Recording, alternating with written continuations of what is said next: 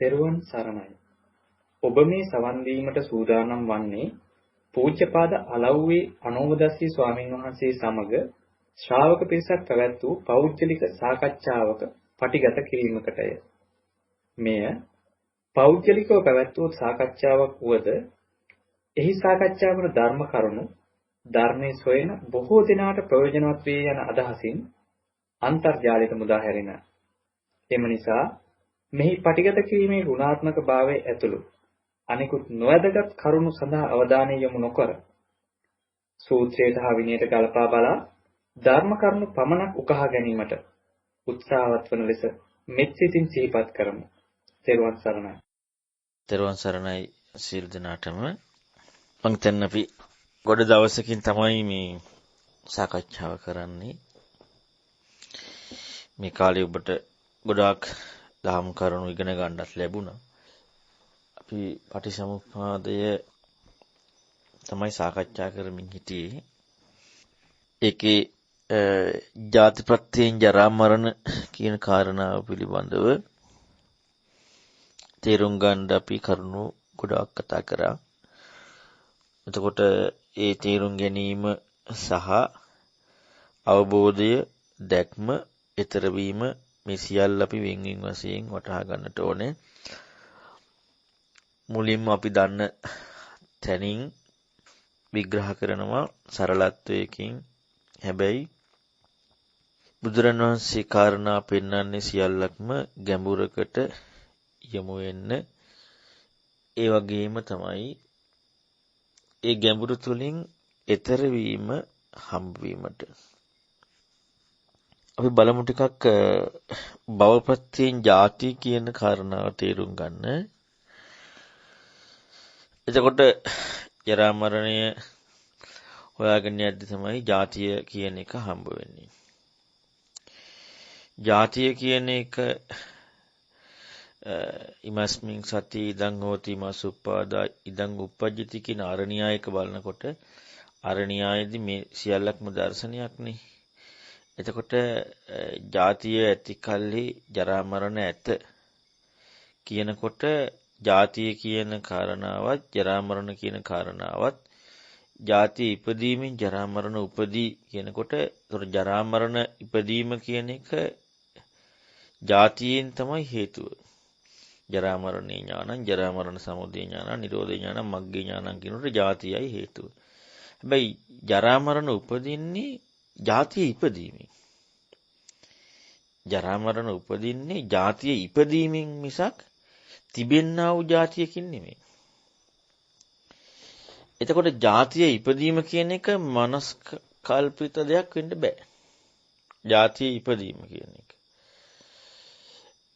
ಜಾතිය ඉපදීම කියන එකත් නුවණින් යුක්තව හම්බෙන එකක්. එහෙනම් ಜಾතිය කියන කාරණාව පිළිබඳව නිර්වුල් භාවයත් ಜಾතිය ඉපදීම කියන කාරණාව මොකද්ද කියන එකත් තේරුම් ගන්නට ඕනේ. යම් කිසි කෙනෙකුගේ ඒ නුවණ තියෙන අධිකකමත් එක්ක ಜಾතිය ඉපදීමෙන් ජරා මරණ උපදිනවා කියන කාරණාව දැකීමෙන්ම එතනින්ම අවබෝධ කරන්න පුළුවන්. එතකොට මේ ಜಾතිය ඉපදීම කියන කාරණාව තේරුම් ගන්න. ಜಾතිය මොකද්ද කියන කාරණාව තේරුම් ගන්න වටහා ගන්න අනිවාර්යයෙන්ම භවය කියන කාරණාව දැනගන්නට ඕනේ. නුවණ අධික කෙනෙකුට මේ ආර්ය න්‍යාය හොයන තැනදී අවිද්‍යාව කියන කාරණාව හම්බ වෙනවා. දැන් සාරිපුත්‍ර සාන්නාංශය ගත්තොත් "යේ ධම්මා හිතපබ්බා" කියනකොට සියල්ලක්ම අවබෝධ වුණා. සියල්ලක්ම දැක්කා. ඉතින් ජරා මරණ කියන කාරණාව ಜಾතියෙන් හට ගන්නවා කියන එක ඒක දැකීම අසාමාන්‍ය නුවණක් තියෙනකොට දකින්න පුළුවන්. හැබැයි ಜಾතිය කියන කාරණාව නිරවුල්. භවය කියන වචනය නැත්නම් ඒ අර්ථ මේ වචන අර්ථයක් දුන්නේ වචනේ කොටු වෙන්න නෙමෙයිනේ මාර්ගය උපදින්න. හැබැයි මේ නියම අර්ථයම ඕනේ, නියම හරිම කාරණාවම ඕනේ. හැබැයි මාර්ගය උපදින්න. අපි මේ පැත්ත හොඳට බලන්න ඕනේ. මාර්ගයේ ඉපදීමටයි මේක දුන්නේ. එහෙමනම් ජාතිය කියන කාරණා අපි තේරුම් ගන්නට වෙනවා. ජාතිය තේරුම් ගන්න බෑ කිසි විදියකින් භවය කියන එක තේරුම් ගන්න නැතුව. මොකද ජාතිය උපදින ආකාරය තේරුම් ගන්න. භවය තේරුම් ගන්න වෙනවා. අර න්‍යායය තියෙනවා ඉපදීමෙන් උපදිනවා කියලා. එහෙනම් භවය තේරුම් ගන්න වෙනවා. ජාතිය උපදින්නේ කොහොමද කියලා. භවය තේරුම් ගන්න යනකොට දැන් අපි ජාතිය ගැන කතා කරානේ. ජාති සංජාති ඔක්칸ති නිබ්බත්ති අබිනිබ්බත්ති කන්දානම් පාතු භාව ආයතනං පටිලාපෝ අයං උච්චති බික්කේ ජාති කියලා. එතකොට මේ සෑම විග්‍රහයම පෙන්වන්නේ පටිසමුප්පාදයෙන් නෙමෙයි. ඒක අපි මං හිතන්නේ ගොඩක් කතා කරා. මේ ජාතිය විග්‍රහ කරන එක පටිසමුප්පාදයෙන් නෙමෙයි. ජාතිය විග්‍රහ කරන එක හම්බ වෙන්නේ පටිසමුප්පාදය දැකපු කෙනෙකුට පටිසමුප්පාද ධර්මයකින්. එතකන් ඒ පටිසමුප්පාද ධර්මයක් හැටියට විග්‍රහ කරපු කාරණාවත් නෙමෙයි හම්බ වෙන්නේ. පටිසමුප්පාද ධර්මයක් හැටියට විග්‍රහ කරපු කාරණාවක් නෙමෙයි හම්බ වෙන්නේ ලෝකේ අපට තේරෙන කාරණාව. එතකොට එහෙනම් මේ ಜಾති විග්‍රහ කරන්නේ පටිසමුප්පාද ධර්මයක් හැටියට. පටිසමුප්පාද හැටියට නෙවෙයි පටිසමුප්පාද ධර්මයක් හැටියට. ಜಾති ඉපදීමක්, විශේෂ ඉපදීමක්, බැස ගැනීමක්, පහළවීමක්, පංචපාස්කන්ධයන්ගේ හට ගැනීමක්, ආයතනයන්ගේ පටිලාභයක් මේකට කියනවා ಜಾති කියලා. ඊළඟ මහා නිදාන සූත්‍රය ගත්තොත් එහෙම ಜಾතිය විග්‍රහ කරනවා ඒ සත්‍යයන්ගේ ඒ සත්‍ය ස්වභාවය නැත්නම් ඒකම ඇත්තට අනිත්‍ය වගේ තියෙනවා ඒ විග්‍රහය දාලා ඒ සත්‍යම්මි සත්ත්වනිකායේ ಜಾති ඒ සත්‍යයන්ගේ ඉපදීමක් කියලා. ඒ සත්‍යයන්. ඒතකොට ඒකම තමයි මහා නිදාන සූත්‍රයේ විස්තර වශයෙන් පැහැදිලි වෙනවා. ඒ ಜಾතිය පිළිබඳව කතා කරනකොට මනුෂ්‍යයන්ගේ මිනිසත් භාවය, සර්පයන්ගේ සර්පත්වය කියලා ඒ ಜಾතිය විග්‍රහය. පටිසමුප්පාද විග්‍රහය නෙමෙයි ಜಾතිය විග්‍රහය. එතකොට දැන් අපට අවශ්‍ය පටිසමුප්පාද විග්‍රහයට යන්නනේ. ಜಾති විග්‍රහයට යන්න නෙමෙයි පටිසමුප්පාද විග්‍රහයට යන්නේ. ඔන්න මොකද අමතක වෙන නිසානේ ප්‍රශ්නේ තියෙන්නේ. එහෙනම් පටිසමුප්පාද විග්‍රහය කියන්නේ මේකේ ප්‍රත්‍ය මොකද්ද හොයන්නට ඕනේ. ಜಾතිය කොච්චර ඉබේදනය කරලා බැලුවත් ඒත් හම්බෙන ಜಾතිය. දැන් ඔබට මං හිතන්නේ සංයුත්ත නිකාය දෙකේ අපි කතා කරා මේ ධාතු සංයුත්තේ ධාතු 15ම ಜಾතිය. එතකොට එතන බලන්නකෝ මේ ස්වභාවයේ ගති ස්වභාවය. එතනත් ಜಾතිය විග්‍රහ කරනවා. ජරා මරණයන්ගේ ඉපදීම. ඒතර බලන්න එහෙනම් මේ ඒ හැම එකම හැබැයි පැහැදිලි වෙලා පේනවා මේ ගෝචරත්වයක් හම්බවීම කියන කාරණාව. ලැබීම කියන කාරණාව. ලැබීම කියන කාරණාව හොයාගෙන යනකොට ලැබීම කියලා හම්බවීම කියලා කතා කරනකොටම මොකක්ද හම්බ වුනේ? ලබන්නේක් හම්බවන්නේක් ඒ කාරණාව ඉස්මතු වෙනවා. හැබැයි ಜಾතියට භවය හොයනකොට දැන් මම මේ කිව්වේ ಜಾතිය හොයනකොට ලබන්නේක් ලැබීමේදී ලබන්නේක් හම්බ වෙනවා ಜಾතිය හොයනකොට. හැබැයි ಜಾතියට භවය හොයනකොට හේතුව ලබන්නේක් සහ ලැබීමක් කියන රද හම්බ වෙන්නේ. ಜಾතියට භවය හේතුව හොයනකොට ලබන්නේක් සහ ලැබීමක් කියන වැරද්ද හම්බ වෙන්නේ.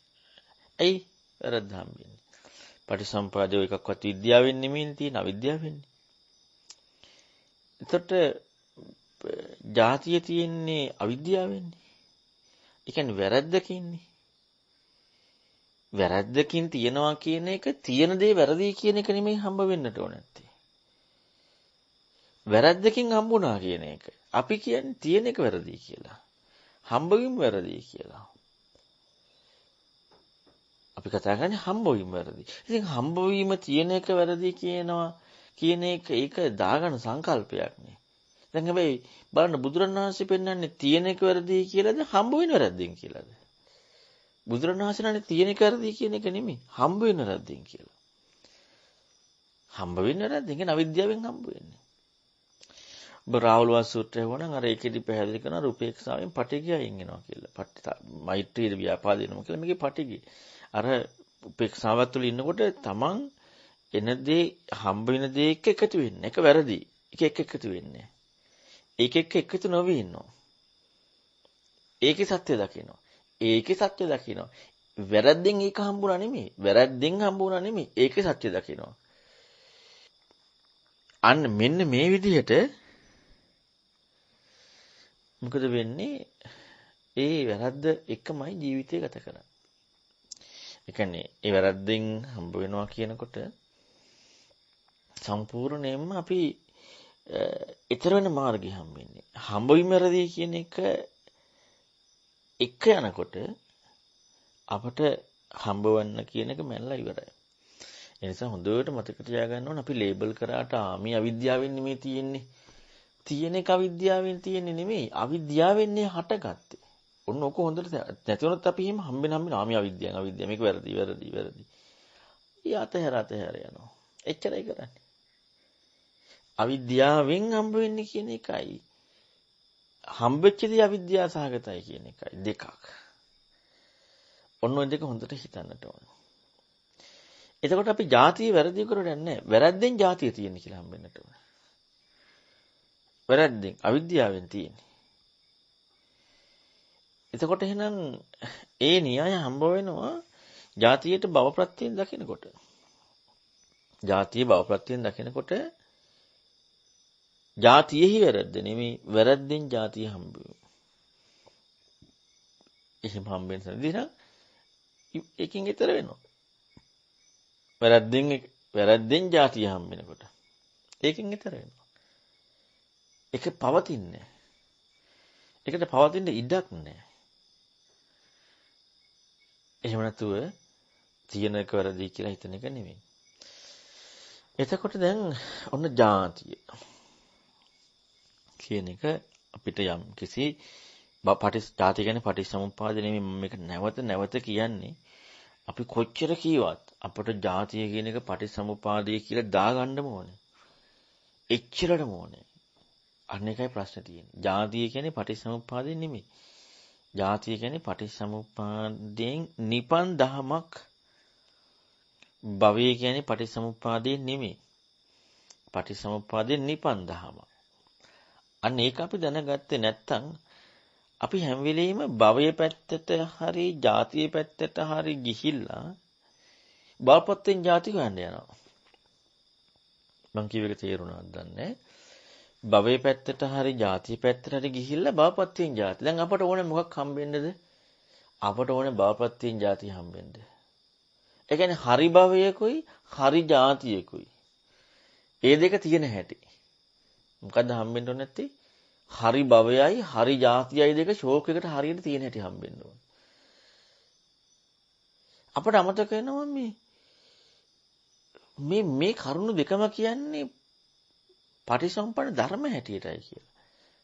පටිච්චසමුප්පාදය කියලා පෙන්වන්නේ ওই කරුණු දෙකට නෙමෙයි. ප්‍රත්‍යයටයි. පටිච්චසමුප්පාද කියන්නේ මොකද්ද?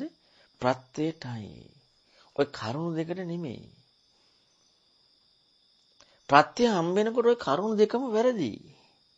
ඉතින් ඇයි මේ කරුණු දෙකට ආයෙ läගගන්නේ? ওই කරුණු දෙකම තියෙන්නේ කුමක් පිණිසද? යෝනිසෝ මනසිකාරය ඉපදීම පිණිස. වෙන දෙයක් පිණිස නෙමෙයි. යෝනිසෝ මනසිකාරය ඉපදීම.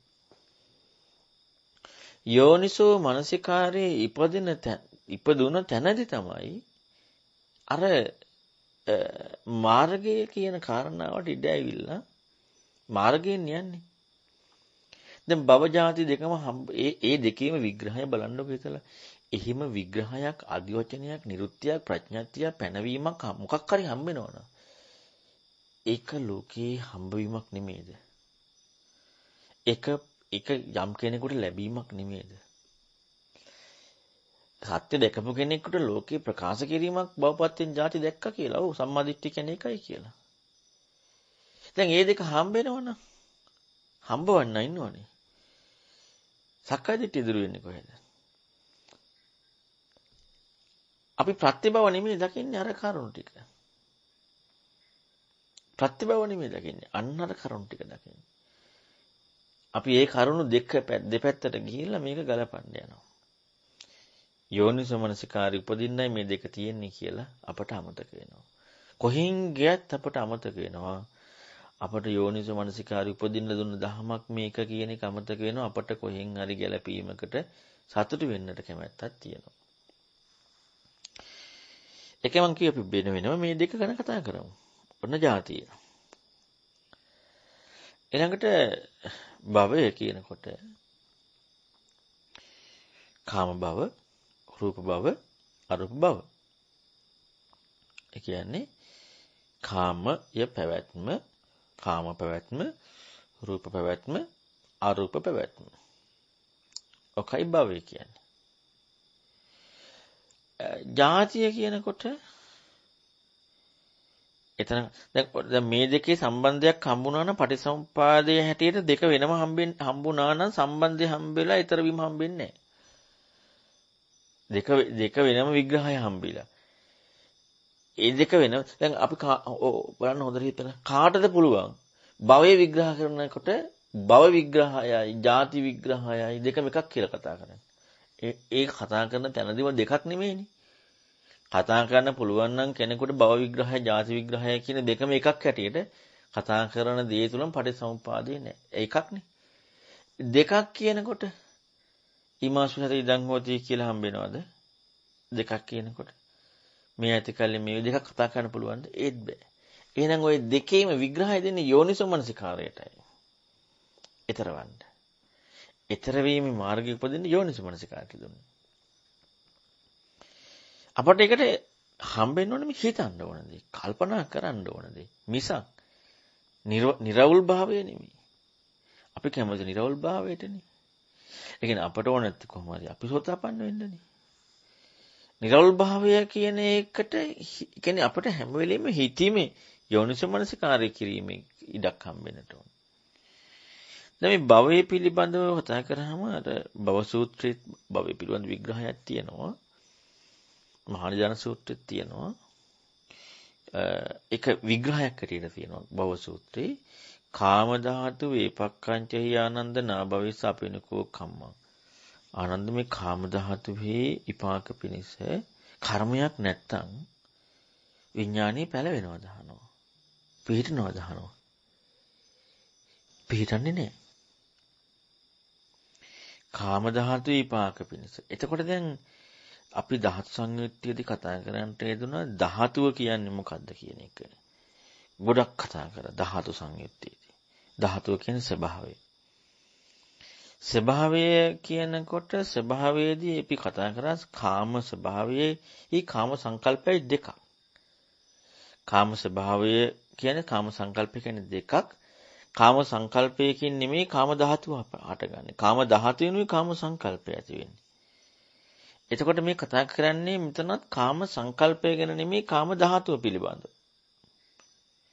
කාම ධාතුවේ කියනකොට කාම ධාතුවේ කතා කරනකොට රූප ධාතුවේ කතා කරනකොට අරූප ධාතුවේ කතා කරනකොට ස්වභාවය පිළිබඳව ඒකෙදි යමක් නිර්වචනයක් වෙන්නේ නැහැ. යමක් හම්බ වෙන්නේ නැහැ. එතකොට කාම භවය කියන කාරණාවෙදිත් කාම පැවැත්ම කියනවා මිසක් පවතින පැවැත්ම කියලා කියන්නේ. එහෙම නැතුව මිසක් පවතින්නේ මොකද්ද කියන එක නෙමෙයි. එතකොට දැන් කාම ධාතුව කියලා කතා කරන්නේ ස්වභාවය. ඒ ස්වභාවයේ පැවැත්ම. දැන් මේ කතා කරන්නේ මොකද පටිච්චසමුප්පාදයේද? ආය මතක් කරන්න ඕනේ.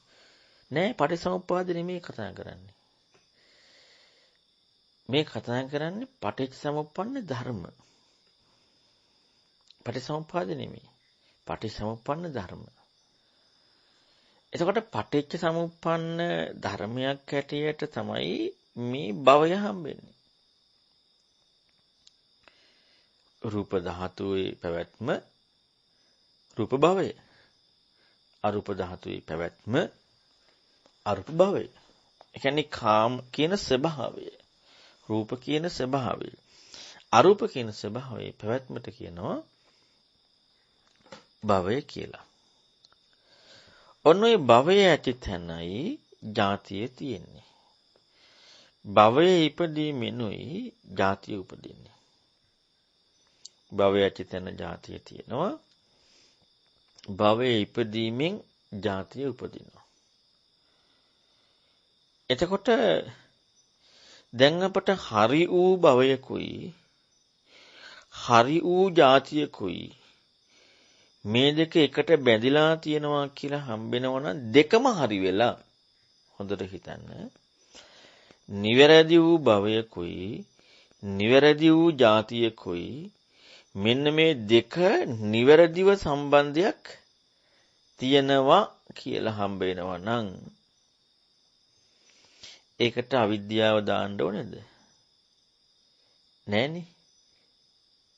එතකොට එහෙනම් මේ භවය ඇති තැන ජාතිය තියෙන්නේ අවිද්‍යාව ප්‍රත්‍යයෙන්ද විද්‍යාව ප්‍රත්‍යයෙන්ද? විද්‍යාව ප්‍රත්‍යයෙන්. භවය ඇති තැන ජාතිය කියලා හම්බලා තියෙන විද්‍යාව ප්‍රත්‍යයෙන්. ඇයි අපට ආර්යනියායේ අසති භව කතාවට යන්න බැරි? ඇයි අපට මේ විද්‍යාවට නිරෝධය පැත්තේ කතාවට යන්න බැරි? ආර්යනියායේ බුදුරණවහන්සේ කොතනකවත් විග්‍රහ කරලා නැහැනේ දෙකක්. නැත්තම් සමුදය පැත්ත විතරයි. නිරෝධය පැත්ත එකයි කතා කරන්නේ. ආර්යනියාය කියනකොට. පටිච්චසමුප්පාදය. පච්චපච්චපන සූත්‍රය තියෙන්නේ. ආර්යනියාය පටිච්චසමුප්පාද කියන්නේ ඒක. දෙපැත්තම. අපට හරි බව හම්බුණා නම් නිරෝධ බව කල්පනාවක් නේ. නිරෝධ බව කල්පනාව යන්නේ මොකක නිරෝධයේද කල්පනාව යන්නේ? ජාතිය නිරෝධය. භව නිරෝධයේද? නැහැනේ. අපට භව නිරෝධය හොයන්න ඕනේ කල්පනා කරලා. ඉතින් භව නිරෝධය වෙන්න නම් ජාති නිරෝධය වෙන්න නම් භව නිරෝධය හම්බෙන්නට ඕනේ. ඉතින් භව නිරෝධයේ කල්පනාවක් දාලා බෑනේ. අන්න එහෙනම් අපිට කල්පනා කරන්නට ආපහු යොමු වෙනට ඕනේ. ඒක නිරවුල්ව හම්බ නොවුනේ මොකද්ද? නිරෝධයේද ප්‍රත්‍යයද? ප්‍රත්‍යයමයි. නිරෝධය නෙමෙයි. ප්‍රත්‍ය හරියට හම්බ වෙනවනම් නිරෝධය හරියට හම්බ වෙනවා. ඊතර වෙනවා. අවිද්‍යාවෙන් හටගත්තා කියන එක මිසක් හටගත්තේ දේ අවිද්‍යාව වැරදි කියන එක නෙමෙයි. වැරද්දෙන් හටගත්තා කියන එක මිසක් හටගත්ත දේ වැරදි කියන එක නෙමෙයි. හටගත්ත දේ වැරදි කියන තැනදීම මේ පැත්තේ කෙනෙක් ඉන්නවා. ඉතින් හටගත්ත දේ මනරන්නේ. හට ගැනීමම වැරදි කියනකොට. නැත්තම් වැරද්දකින් හටගන්නේ කියනකොට අන්න මොකද වෙන්නේ එතකොට? ඊතර වෙනවා. ඊතර වෙන මඟ හම්බ වෙනවා. වැරද්දෙන්මයි හටගත්තේ. ඉතින් ඒකට හරි කියලා දෙන්න බෑනේ. ඒ හට ගැනීමට. එතකොට ඊතර වෙනවා. මෙන්න මේ විදිහට මේ පටිච්ච සමුප්පාද කල්පනාවට යමු වෙන්න. මේ වචනවල තියෙන අපට අර ආගන්තුක වචන ටිකක් නිසා මොකද වෙන්නේ? අපි වචන ටිකෙන් ඒකෙන් පමණක් එකතුන අර්ථයට නැතුව ඒ කියන්නේ ඒක දුන්නේ දැන් අපේ භාෂාවෙන් අපි දුන්නොත් යමක් හොයනවනේ ටිකක් මොකද්ද මේ කියන්නේ කියලා. මම හිතන්නේ මේ ගෲප් එකටම අර අඹ උපමාව හම්බෙන්න ඇති. ඒකෙදි මම කරුණු ටිකක් පේනවනේ අපිට. එතකොට අර හොයන්න ඕන කරුණු ටික මොකද්ද මේ කියන්නේ කියලා. එතකොට හිතන්න තියෙනවා මේකේදී අපි පටිසමුප්පාද කියන දානගෙන ඉවරනේ. හැබැයි අපේ භාෂාවෙන් දුන්න කාරණාවට වඩා ආයතන ගැඹුරක් තියෙනවා. ඔබට මතකයි මේ අඹ උපමාවේ ලස්සන කරුණු ටිකක් මම ගම මේ පටිච්ච සමුප්පාදය කියන මේ ධාතු ආයතන ස්කන්ධ මේ සෑම දෙයක් එක්කම එහි යථාර්ථයේ භාග්‍යවතුන් වහන්සේ වෙන්නපු කාරණාව අර අඹ බීජේ කතාවත් එක්ක බීජේ කතාව කතා කරන තැනදී ගහක් නැහැ කොයි මොහොතකවත්. ගහක් නැති වුණාට බීජේ ගහක් හට ගන්නවා. හැබැයි බීජේ ගහක් හට ගන්නවා කියන කාරණාවෙන් බීජයෙන් ගහක් හට අරන්නේ. බීජේ ගහක් හට ගන්නවා කියන තැනදීම බීජේ ගහ හට අරන්නේ. හැබැයි හට ගන්න බවත් ඇත්ත. හට අරන්නේ කියන එකත් ඇත්ත. හට ගන්නවා කියන එකත් ඇත්ත, හට අරන් නැහැ කියන එකත් ඇත්ත. හැබැයි ඇත්ත පේන්න ප්‍රත්‍යක්ෂයෙන් හම්බ වෙනවා. ඒ කියන්නේ ගෝචරත්වයකින් නෑ. ඒකට වෙනම බීජ සම්බන්ධයෙන් තියෙන ඒට දාල නුවණක් නැත්නම් ඊට දාල දැනුමක් තියෙන්නට ඕනේ. ගහක් නැහැනේ. එහෙනම් එයා ගහ පිළිබඳව දන්නවා. ස්වභාවය දන්නවා. හැබැයි දැන් ගහකුත් නැහැ. හැබැයි ගහ අතාරන්න නැතිව, ඒ කියන්නේ ගහක් කියන කාරණාව නෑ කියන එක නෙමෙයි එතනින් කියන්නේ. ඔන්න ඔය වගේ තමයි මේ ඒක දැන් එතනින්ම ගහ කියන ස්වභාවයෙන් ඈතර වෙලානේ. ඈතර වීම හම්බ වෙලානේ. හැබැයි ඈතර වෙලා නැහැ. මොකද කොයි වෙලාවරි පැලවෙනවා ඒක. ඈතර වීම හම්බුණාට ඈතර වෙලා නැහැ. එයාට දන්නවා මේක විනාශ වුණාට පස්සේ හම්බෙන්නේ තමයි පැලවෙන්නේ නැත්තේ කියලා. එතකොට දැන් බලන්න එහෙනම් හොඳට හිතන්න ඒ බීජේ කඳ අතු ගෙඩි මල් ඒවා ගැන කතා කරන තැනදී බීජයක එය හම්බෙලාද? හම්බෙලා නැහැ. හැබැයි ඒක වැරදිද? බීජය හම්බ වෙනවද? ඒ බීජෙන් ඒවා හම්බ වෙනවද නැද්ද? හම්බ වෙනවා. ඒක වැරදි නෑ. හැබැයි හම්බෙලාද? හම්බෙලත් නෑ. පටිච්චසමුප්පාදය කියන්නේ ඔන්න ඔය වගේ.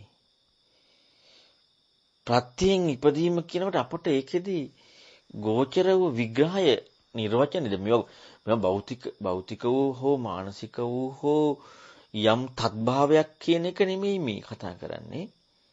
මොකද අපිට හිතෙනවා නෑ අපිට නම් දැන් ඒක භෞතිකව හරි මානසිකව හරි කියලා එකක් නෑ. විග්‍රහය. මේ විග්‍රහය එක කතා කරන්නේ. විග්‍රහය නිර්වචනයක. ඒක ගෝචරත්වයක. ඒක ගෝචරයි. ඊතර වීම හම්බෙලා නෑ. එහෙනම් පටිච්ච සමුප්පාදය කතා කරනවා කියන සෑම තැනකදීම හොඳට හිතන්න ඊතර වීම කියන කාරණාව හම්බෙන්න ඕන. ඊතර වීම හම්බෙන්නේ නැතුව අපට මොන සම්බන්ධයක් ඇති වුණත් ඒ සම්බන්ධය අපට හම්බ වෙන්නේ කුමන එකක් හැටියටද? නිවැරදි සම්බන්ධයක් හැටියට. ආයෙ හිතන්නේ ඒ සම්බන්ධය මොන සම්බන්ධයක් ඇතිද හම්බෙන්නේ? නිවැරදි සම්බන්ධයක් හැටියට. ඒ කියන්නේ ආර්යණියයි නිරෝධයේ පැත්ත හම්බෙලාද? නෑ. නිරෝධයේ පැත්ත හම්බෙලා නෑ. හරිනේ ඒක. ආර්යණියයි කතා කරනකොට නිරෝධයේ පැත්ත එකයි. පටිච්චසමුප්පාදේ කතා කරන නිරෝධයේ පැත්ත එකයි. පච්චපට්ඨාන සූත්‍ර බලන්න. එහෙනම් අපට තේරුම් ගන්න පුළුවන් දෙයක් තියෙනවා. අපට එක්ක ගැළපෙන්නේ නැතිව තියෙද්දි කොහොමවත් අපට තේරුම් ගන්න වෙනවනේ. තාම යෝනිසමනසිකාරට ඉඳ එතන හම්බෙලා නැහැ කියලා. අනිත් එක ගැළපෙද්දිත් ඒ විදිහමයි. ඇයි ගැළපෙද්දි? නිරෝධය හම්බෙලා නැහැ. එහෙනම් ගැළපුණේ වැරදි විදිහට. මේ ප්‍රත්‍ය සම්බන්ධතාවය ගැළපුණේ වැරදි විදිහට. අපට හොයන්න තියෙන්නේ මොකද්ද මේ ජාතිය? ඇයි ජාතිය උපදින්නේ? කොහොමද ඉපදීම ඇති වෙන්නේ? ඉපදීම කියන්නේ මොකද්ද? ඒකට දැන් අපට සොයන්න බැරි නිසානේ බුදුරණවහන්සේ අවශ්‍ය. බුදුරණවහන්සේ භවය පෙන්නනවා. අපි කියනම් මේ භවය පිළිබඳවත් ඉගෙනගෙන අපි දැන් හොයන්නට ඕනේ මේ දෙකත් එක්ක නිතරම යෝනිසෝ මනසිකාරයේ උපදින්නට ඕන දෙයක්. කාම ධාතුවේ ගැළපෙන්න නෙමෙයි ගැළපුණා නම් මේ දෙක නිවැරදි වෙලා. මේ දෙක නිවැරදි වෙලා ගැළපුණා නම් වැරදි කිව්වට වැඩක් නැහැ. ගැළපෙන්නේ නැතුව යෝනිසෝ මනසිකාරයේ උපදින්නට ඕන. මොකද්ද මේ භවය කියන්නේ කියන එකයි භවයේ ඇතිතන ජාතිය ඇතිතන කියන එකයි අපට හිතන්න පෙළඹෙන්න පුළුවන්. හැබැයි මේ සම්බන්ධය මේ ප්‍රත්‍ය මට හම්බ වෙන්නේ නැහැ. මේ ප්‍රත්‍ය හම්බ වෙන්නේ මොකකටද? ප්‍රඥාවට. මේ ප්‍රත්‍ය හම්බෙන්නේ මාර්ගයට. මානසික සංකල්පයකට නෙමෙයි. සිතවිල්ලකට නෙමෙයි. සිතවිල්ලකට මානසික සංකල්පයකට ප්‍රත්‍ය හම්බෙනවා කියන්නේම යමක් හම්බෙලා. යමක් හම්බුණා නම් එතන ඊතර වීමක් නැහැ. ඔබ අහුවනම් බ්‍රහ්මජාල සූත්‍රය බලන්න දෘෂ්ටි වල තියෙන ප්‍රබලත්වය. කොච්චර දෘෂ්ටි ප්‍රබලයිද? ඇයි හිම දෘෂ්ටි හටගත්තේ? ඒවට කියන්නේ උතුම් දෘෂ්ටි කියලානේ. ඇයි ඒව හටගත්තේ? අර රාහුල සූත්‍රයේ උපේක්ෂාවේදී පටිඝය දුරු වෙනවා කියන එකත් එක හිතලා බලන්න. ඇයි? එච්චරට පිංගුතුනි මේ විදර්ශනාව කියලා අපි යෝනිසෝ මනසිකාරයේ ඉපදීමට ඉඩ අවහිර වීමෙන් අපට යමක් හම්බ වෙනවා. දැන් අර බ්‍රහ්මජාල සූත්‍රයේ තියෙන අනිත්‍ය වශයෙන් දුක් වශයෙන් දකිනවා. ඇස කන නාසය දිවකයි. රූප ශබ්ද ගන්ධ රස පහස අනිත්‍ය දුක් වශයෙන් දකිනවා. කොහොමද? ඒ දැක්මින් දෘෂ්ටියට යන්නේ. එතකොට එහෙනම් ඇයි එහෙම වෙන්නේ? එහෙම වෙන්න හේතුව තමයි මේ යෝනිසෝ මනසිකාරයකට අවශ්‍ය දුන්න ධර්මයට අපට කරන්න, කියන්නේ මට නිවැරදි දේ කරන්න යන්න හැඟීමක් එනවා. ඒ කියන්නේ බුදුරණවහන්සේ පෙන්නපු අර සක්කාය දිට්ඨිය දුරු වෙනවා කියන කාරණාවට පොඩ්ඩක් ඉඩ ඇහිරෙනවා, වැහිලා යනවා. මේ මම වෙමි කියන වැරද්ද දකින්න කාරණාවට ඉඩ නැති වෙලා යනවා. එකයි වෙන්නේ. ඉතින් ඒක නිසා හොඳට කල්පනා කරලා බලන්න දැන් මේ භවය සහ ජාතිය. භවය කියලා කියන්නේ හැබැයි ජාතිය හොයද්දී භවයමයි හම්බෙන්නට තියෙන්නේ. වෙන එකක් නෙමෙයි. ජාතිය හරියට හොයාගෙන යනකොට භවය හම්බ වෙනවා විග්‍රහ මේ කාරණාව එක්ක. හැබැයි එතකොට මේ දෙකම ඉක්මවීමක් හම්බෙන්නේ. ජාතිය හොයාගෙන යනකොට හරියට ජාතිය හොයන් යනකොට භවය විතරයි හම්බෙන්න තියෙන්නේ. එතකොට හම්බ වෙනවා කියන්නේ යෝනිසමනසිකාරය උපදිනවා. ඔය භවය ගැන දැනගෙන කල්පනා කරලා. යෝනිසමනසිකාරය ඉපදීමේ ප්‍රඥාවෙන් දකිනකොට දෙකෙන් ඉක්ම වෙනවා. දැන් අපට තේරෙන මට්ටමින් අපි ජාතිය මොකද්ද කියලා හොයාගෙන යනකොට හොඳට හිතලා බලන්න. ඒ කරුණු සියල්ලංගෙම ඒ සියලු කරුණු ජාති, සංජාති, ඔක්칸ති, නිබ්බත්ති, අබිනිබ්බත්ති, කන්දානම් පාතු භව, ආයතනනම් පටිලාභ, අයං උච්චති බික්කවේ ජාති. මේ කතා කරන කරුණු හැම එකම පැවැත්ම කියන එක නෙවෙයිද හම්බුනේ. පැවැතුණු දේ නෙමෙයි මම මේ කතා කරේ. පැවැත්ම කියන නිර්වචනය නෙමෙයිද හම්බෙලා තියෙන්නේ. ජාතිය කියන විග්‍රහය එනකොට ජාතිය කියන විග්‍රහය එනකොට මේ පැවැත්ම.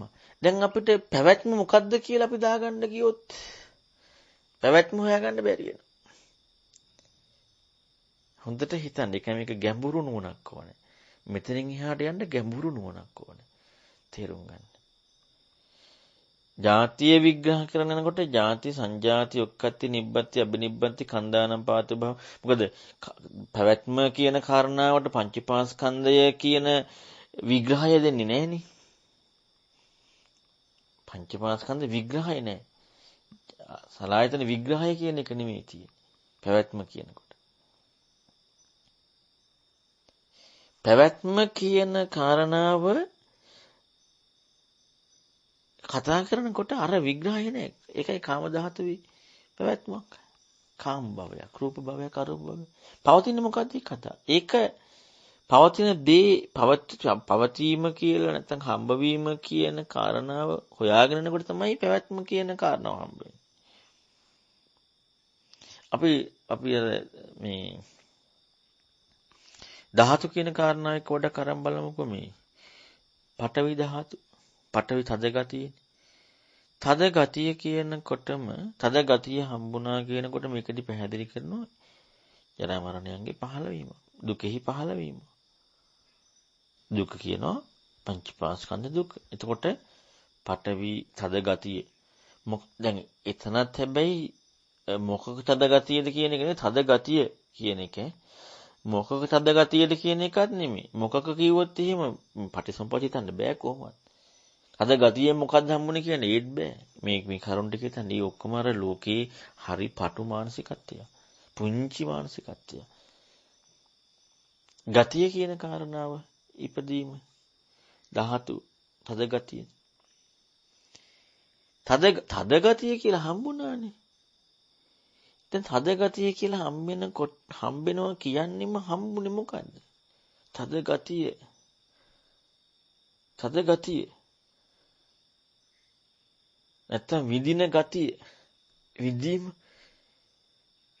දැන් මේ විඳීම කියන කාරණාව මේ පැවැත්මක් නෙමෙයිද ප්‍රකට. හැබැයි විඳීම කියන එක නෙමෙයි මේ පැවැත්ම කියන එක. විඳීම කියනකොටම විඳීම පැවැත්ම කියන කන්න එකයි භව සූත්‍රය පැහැදිලි කරන්නේ. විඥාන බීජං තණ්හා සිනේහෝ. කම්මං කෙට්ටං. එතකොට දැන් එතනදී හම්බ වෙන මේ විඥාන බීජයවත් කර්ම කෙටවත් කියන එක නෙමෙයි. ඒකට අවශ්‍ය ඒ පැවැත්ම කියන නිර්වචනය. දැන් ඔබට මතකද අපි ජාති ජරා මරණයෙන් කතා කරනකොට ජාතිය ජරා මරණය හොයද ජාතිය වැරදි කියලා හම්බ වෙනවා. දෙකම වැරදි කියලා හම්බ වෙනවා. මෙන්න මේ වගේ ජාතිය හොයනකොට භවයත් එක්ක මේ දෙකම වැරදි කියලා හම්බ වෙනවා. හැබැයි ප්‍රත්‍ය එක්ක හම්බ වෙන්නේ. මේ ඇතිකල්ලි මේ වේ මේ උපදින කල්ලි මේ උපදී මේ නැතිකල්ලි මේ නැත මේ නිරෝධය නිරුද්ධ වෙනක මේ නිරුද්ධ වේ. අවිද්‍යාව චිතන සංඛාරයට අවිද්‍යාව නැතිවීමෙන් සංඛාර නැති වේ. එතන කතා කරන්නේ ඒ දැක්මත් එක්ක. ඒ ආරණ්‍යය දැක්මත් එක්ක.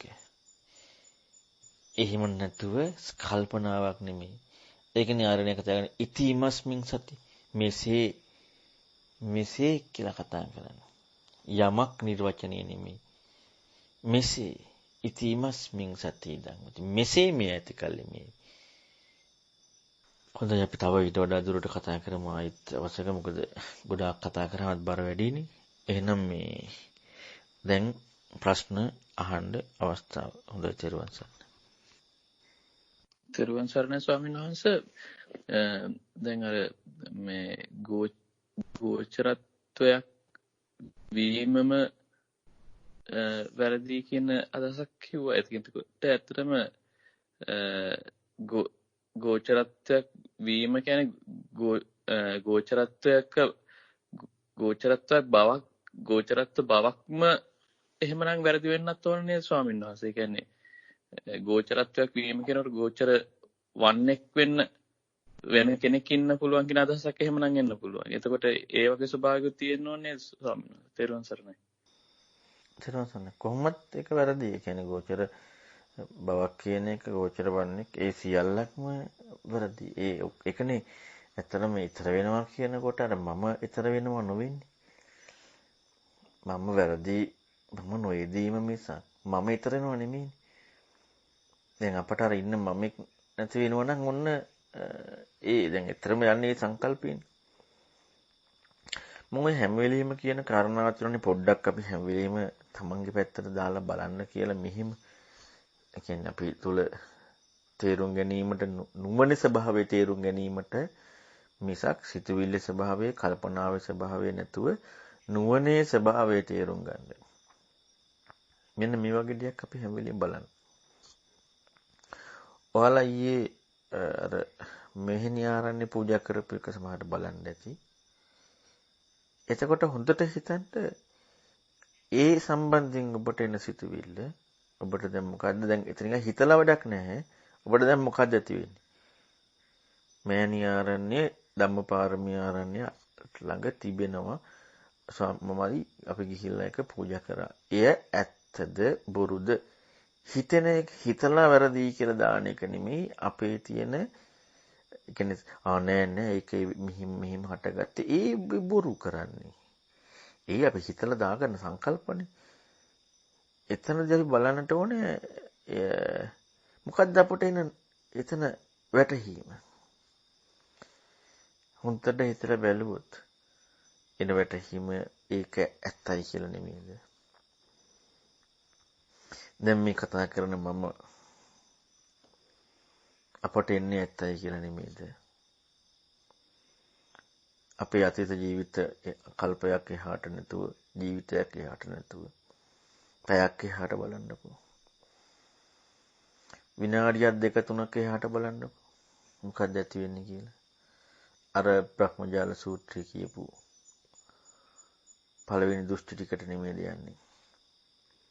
බ්‍රහ්මජාල සූත්‍රය අර පුබ්බේ නිවාසයෙන් හටගත්තේ.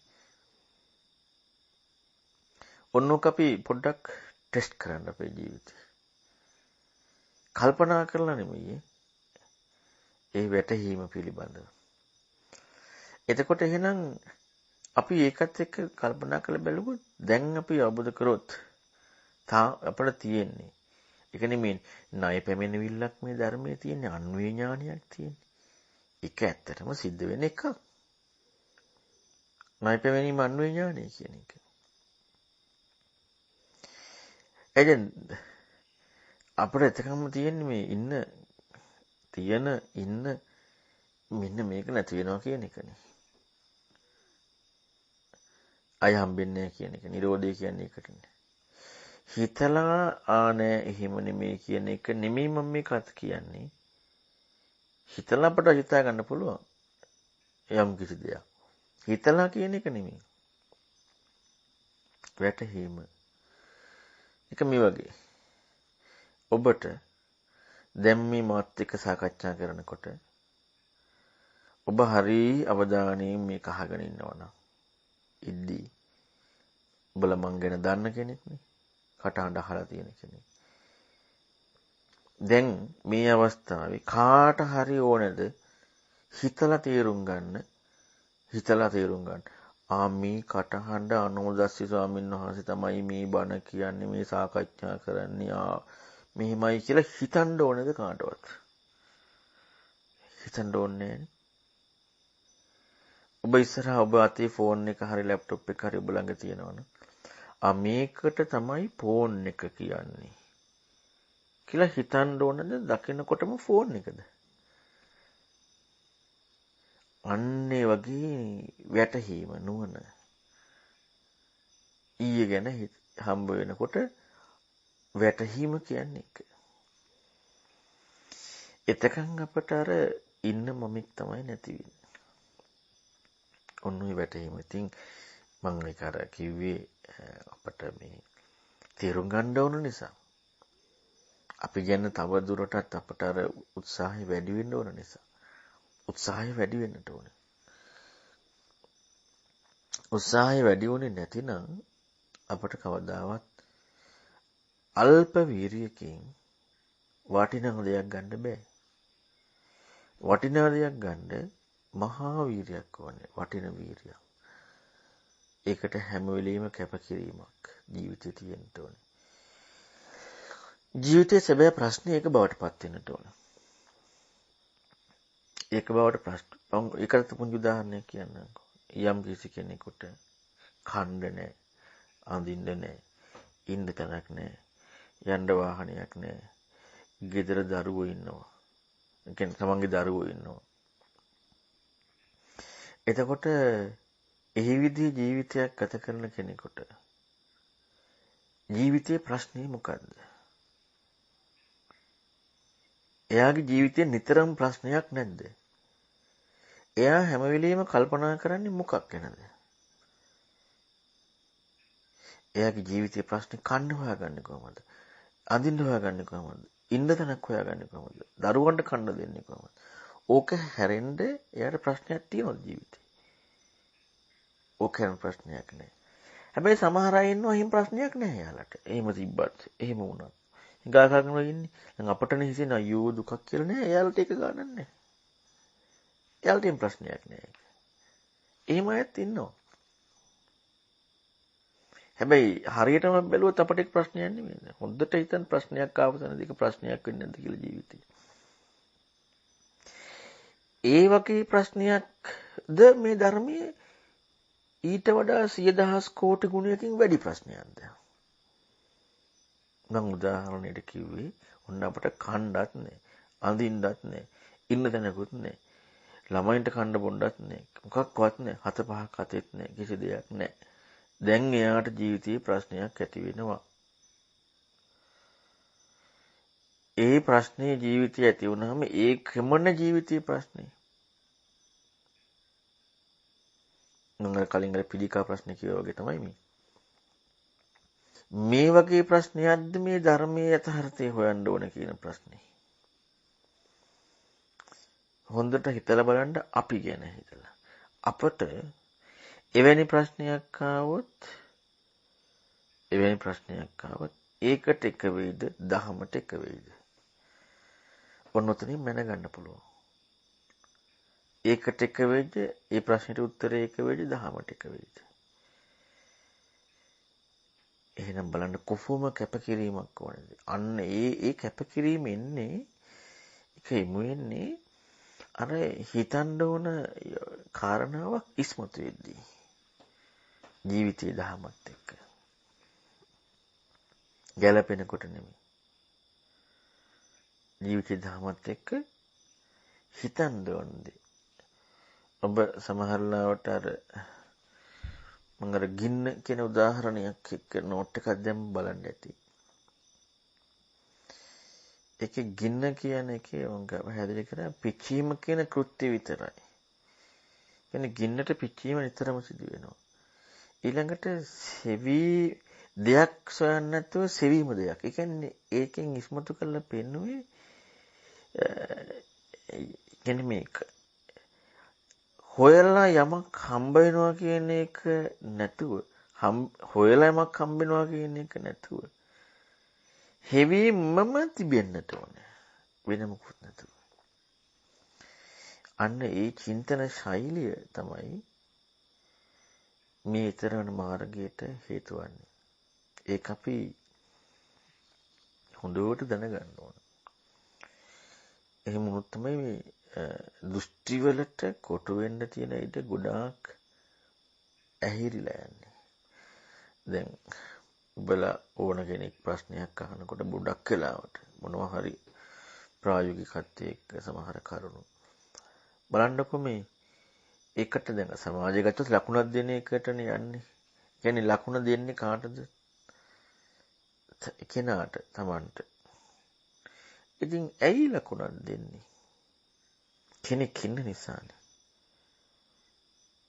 ඊතර වෙන බව ඔබට හම්බ වුණා කියන එක හරිද? ඊතර වෙන මාර්ගය ඔබට හම්බ වුණා කියන එක හරිද? ඒ කියමනම වැරදිනේ. එහෙනම් හම්බවීම වැරදි කියලා ඒ ඔබට හම්බ වුණ ওই කරුණ වැරදි කියලා විග්‍රහයක් ඉස්මතු වුණොත් ඒ ඉස්මතු වීමේදී නේද ඊතර වෙන මාර්ග ඉඩක් තියෙන්නේ. නැත්තම් ඉඩක් නැහැ. ඉතින් ඒ නිසා අපි මෙලිම කොහෙන් හරි ගිහලා කොටු වෙනවා. ඒක තමයි ස්වභාවය. තෙරුවන් සරණයි. තෙරුවන් සරණයි ස්වාමීන් වහන්සේ. තෙරුවන් සරණයි ස්වාමීන් වහන්සේ. දැන් කොහොම දැන් මාර්ගයට එන්න කලින් කෙනෙක් කල්පනා කරන එක තුළ එයාට හොයන්න බෑ ප්‍රඥාවෙන් දකින්නවා කියන එකයි Taman දකින්නවා කියන එකේ වෙනස දැන්. ඒතකොට දැන් අහලා තියෙන හින්දා ශ්‍රද්ධා රුචියන් ශ්‍රාවකපරිත්‍යාග විචිතන කන්ති වලින් තොරව කියලා දන්න හින්දා යම්කිසි මට්ටමකට ඒ හිතන්න පෙළවෙන්න පුළුවන්. දැන් අපි හිතමුකෝ දැන් එහෙම කරන් යද්දී මාර්ගෙ ඉපදුනා කියලා දැන් මේ මාර්ගෙ ඉපදුනහම එතකොට දැන් අපි ඒ කාලේ හිටපු අරසාවකෙන් ගමු ඒ වගේ කෙනෙකුටත් එතකොට දැන් එයාටත් ආය මේ ප්‍රඥාවෙන් දකින්නවා කියන එකයි මම දකින්නවා කියන එකේ වෙනසක් හොයන්න පුළුවන්කමක් තියෙන්න බෑ නේද? මොකද දැන් කොහොමද සිතුවිල්ලකින් නෙමෙයි දිරවුල් වීමකින් නෙමෙයි කියන එක ඕන කෙනෙක් දන්නවනේ. එතකොට ප්‍රඥාවෙන් දකින්නවා කියද්දී නමුත් එයාට ප්‍රඥාවෙන් දකිනවා කියලා එකක් නෙමෙයි. යාට එහෙම එකක් තියෙන්න බෑ නේද කියන්නේ. එතකොට නැත්තම් එතනිනුත් නිදහස් වෙලා තියෙන්න එපා. ඒක පොඩ්ඩක් ගැන පැහැදිලි කරනවා ස්වාමීන් වහන්සේ. තෙරුවන් සරණයි. ඒ ප්‍රශ්නේ හරි අවධානයෙන් අහගෙන හිටියනම් ඒක ලස්සන කරුණක් ඉස්මතු වුණේ. මොකද දැන් ඒක යෙදෙන්නේ නැහැනේ. ඇයි යෙදෙන්නේ නැත්තේ? ඉතින් මම වෙමි කියන වැරද්ද එක්ක හම්බුනහම මේ ප්‍රඥාවෙන්ද මේ මන්ද එකේ දෙන්නේ නැහැ. එහෙම ප්‍රශ්නයක් ඒ ජීවිතේට යෙදෙන්න විදිහක් නැහැ. ඇයි එහෙම යෙදෙන්න දෙන්නේ නැත්තේ? දැන් තියෙන මගෙක්ගේ වැරද්දක් හම්බුනා නම් ඔන්න හරි. තියෙන මගෙක්ගේ වැරද්දක් හම්බුනා නම්. නමුත් මේ තියෙන මගෙක්ගේ වැරද්දක් හම්බුනා කියන එක නෙමෙයිනේ. ඒ නිසා කිසිම විදිහකින් දකින්න කෝණය වෙනස් වීම හැරෙන්න. ඒ දකින්න කෝණය වෙනස් වීමේදී කෝණය වෙනස්මයි. අන්න ඒ නිසායි නিত্য සැප ආත්ම සංඥාව නැහැ කියන්නේ. කෝණය වෙනස්. එහෙනම් දර්ශනීයට යමු වෙච්ච ආර්ය ශ්‍රාවකයාට කිසි වෙලාවක එවැනි හැඟීමකට ඉඩක් නැහැ. එවැනි යෙදීමකට ඉඩක් නැහැ. අතීතයේ අනාගතයේ කියලා ණය පෙමිනෙවිල්ලේදී ඒ සත්‍ය ඒ විදිහට දැන් මම සත්‍ය දකින්නේ කියලා. ඉතින් මං සත්‍ය දකින්නේ කියන එක කතාව යොදන්න බෑනේ. මන්ද සත්‍ය දකින්නවා කියන එක. නෑ මේ දකින්න කෝණේ වෙනස් උනේ. ඒ කියන්නේ අහපව අර කෝණේ එන්නේ නෑ. කුයි වෙලේකවත්. කවදාවත් එන්නේ නෑ. මම මේ දකින්නවා. දැන් මේ ප්‍රඥාවෙන් දකින්නවා. එහෙම එකක් වෙන්නේ නෑ. ඒකයි ජීවිතයේ ප්‍රඥාවන්ත ජීවිතයක්. හැබැයි දර්ශනය කියන එකයි ප්‍රඥාවන්ත ජීවිතය කියන එකයි දෙකක්. අන්න ඒ අතන මාර්ගයත් එක්කනේ. හැබැයි සෝතාපන්න වෙච්ච කෙනෙක් හිටියා කියලා ඒ කෙනාට දැන් මම හරියට දකිනවා මේක එහෙම එකක් නැහැ. එහෙම දීමක් එන්නේ නැහැ. ඉතින් ඒ නිසා මේ ඒකේ ලස්සන ඒ කාරණා මොකද නැත්නම් අපිට අර එතනදිත් අර මේ නැති වෙනවා කියන කාරණා වැරද්ද කියන එක හොඳට ඉස්මතු කරගන්න පුළුවන්. නැති වෙනවා කියන එක වැරදි. සහ මේ මුලා වෙච්ච සෝතාපන්න වෙච්ච කෙනෙක් කියන නිර්වචන ප්‍රමාද විහාරී කියන කෙනෙක් පිළිබඳව කතා කරනකොට රාගයේ සේවනය කරන කෙනෙක් කතා කරනකොට නিত্য සංඥාව අත්ත් සංඥාව නැති තනදි රාගයෙන් දැන් ඕක හිතන්නම බෑනේ. ඉතින් එහෙම තියෙද්දි රාගයේ සේවනය වෙන්නේ. නিত্য අත්ත් සංඥා නැති තැන. ඒ නිසා ඇත්තටම ලොකු ඒ කියන්නේ ඔබ ඉගෙන ගන්නනේ ධාතු සංයුත්තේට කලින් සෝතාපන්න කෙනාගේ ස්වභාවය ගැන කතා කරේ ගෙවපු දුකයි ගෙවන්න තියෙන දුකයි. කොහොම වෙනසක්ද? ඒ උදාහරණ ටික. මහා සාගරයේ ජලයයි ජල බිඳු 7යි. මහා පෘථිවියයි පුංචි මැටි ගෝල 7යි. ඒ කියන්නේ අසාමාන්‍ය වෙනසක් නේ. අන්නේ අසාමාන්‍ය වෙනස සිදු වෙන්නේ මොකක් එක්කද? රෝබෝ වුණාද එකපාරට නැත්නම් වෙනමක් නෑ. දකින්න කෝණය වෙනස් වුණා. අසාමාන්‍ය දේ දකින්න කෝණය වෙනස් වුණා. අන්න ඒ නිසායි ඒ වෙනස සිදු වුණේ. එහෙනම් ඒක විශාල වෙනසක්. ඒ වෙනසට යමු වුණාට පස්සේ අහපව මේ දෙක අතර දෝලන යන්නේ. ඒකනේ යම් කිසි කෙනෙක් කරුණු ඉදිරිපත් කරද්දී යාට ඒක අර අපිටම සාධාරණ විදියට ප්‍රශ්න අහන ක්‍රම තියෙන්නේ චබ්බිසෝදන සූත්‍රයේ හිම රහතන් වහන්සේගේ. දැන් අපි ධර්ම සාකච්ඡාවකදී කෙනෙකුගෙන් ප්‍රශ්න අහනකොට කිසිම විදිහකින් ආධ්‍යාත්මයේ ඒ පිළිබඳව තියෙන ගැටීමක් නැත්නම් ඒ පිළිබඳව දැන් ඔන්න මම දන්නේ එකයි ඒ වචන ඒ හිතවිලි එනවා කියන තැනම තියෙන්නේ මොකද්ද? මාර්ගය හම්බුන්නේ නැහැ කියන එක. සැසඳෙනවා නෙමෙයි මට වෙන්නේ. එහෙම කතා කරනකොට බුදුරණවහන්සේගේ ධර්මයේ ඉස්මතු වෙනවා. හැබැයි ඒක අපි ඇතුලෙන් හොද්දට ඇතුලේටයි ඒක හම්බ වෙන්නේ. ඇතුලට. එයාට වචන කතා කරන්න තියෙන්නේ බුදුරණවහන්සේ ගැනයි. ඒ ධම කියන බුදු තමන් ගැන කොහෙද? මං ගැන කොහෙද? ඉතින් ඒ නිසා ඒ සම්බන්ධයෙන් අපි ගොඩාක් කල්පනා කරන්නට ඕනේ ඒ පිළිබඳව. හරි වැදගත් ඒ කාරණා පිළිබඳව අපි හිතන එක. ඉතින් ඒකට දැන් ඊට මෙහා තමයි ඉතින් හරියට දකින්න එකයි වැරදියට මේ කියන එක අන්න මාර්ගයේ ඉන්න කෙනෙකුට යම් මට්ටමකට වැරදුනා කියලා ඉස්මතු කරගන්න පුළුවන්. හැබැයි සක්කාය දිට්ඨිය දුරු වීමේදී නිත්‍ය සපාරම සංඥාව සම්පූර්ණයෙන් දුර වෙලා තියෙනවා. තෙරුවන් සරණයි.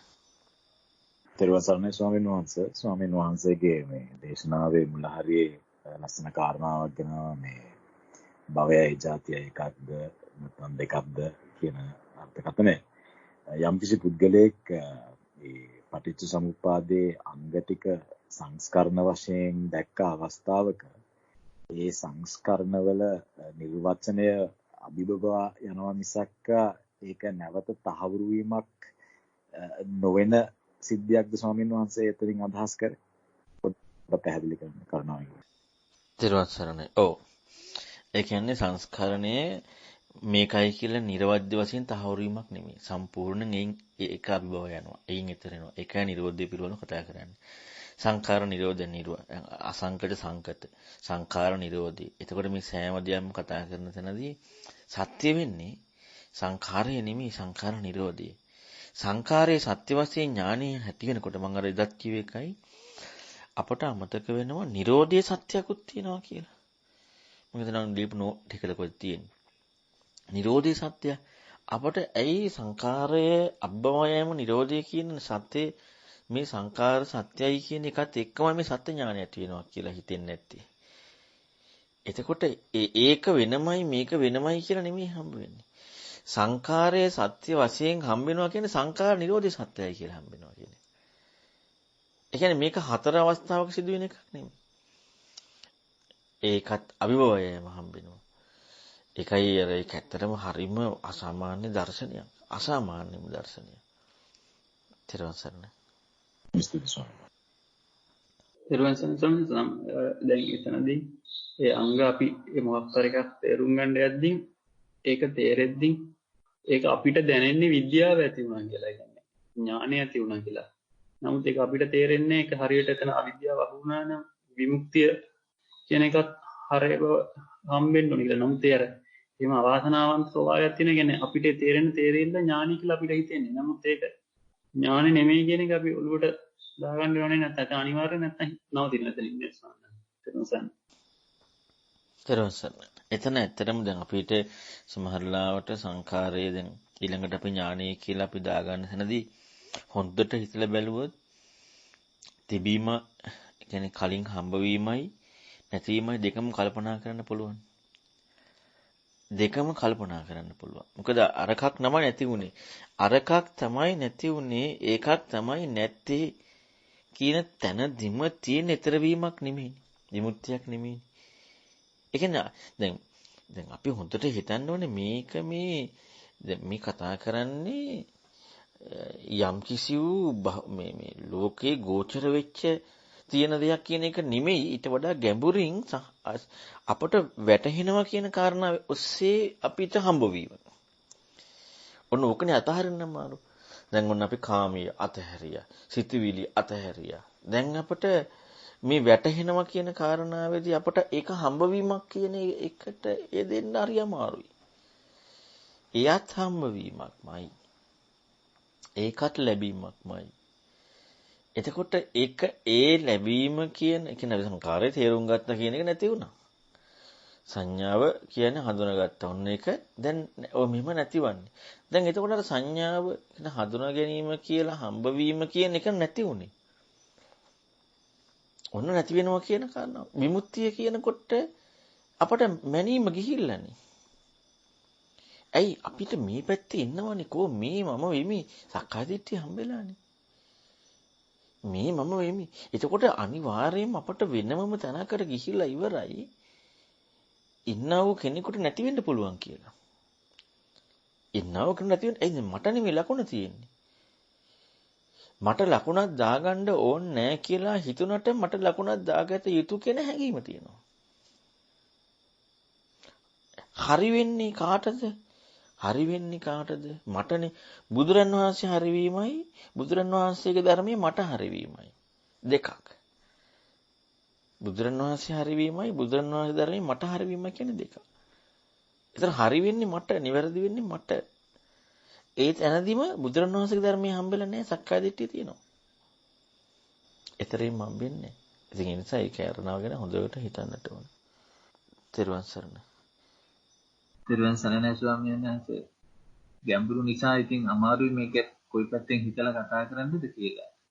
දැන් විඥානය ඇත කියලා අපිට දැනුනොත් ඒ කියන්නේ ඇහැ ඇත රූපේ ඇත කියන එකමයි නේද ස්වාමීන් වහන්සේ. ඒ කියන්නේ මේ දැන ගැනීම කියන එක තියනවා කියන්නේ එතන මේ මගේ පැවැත්ම ඒකම තියනවා කියන එකම නේද ස්වාමීන් වහන්සේ.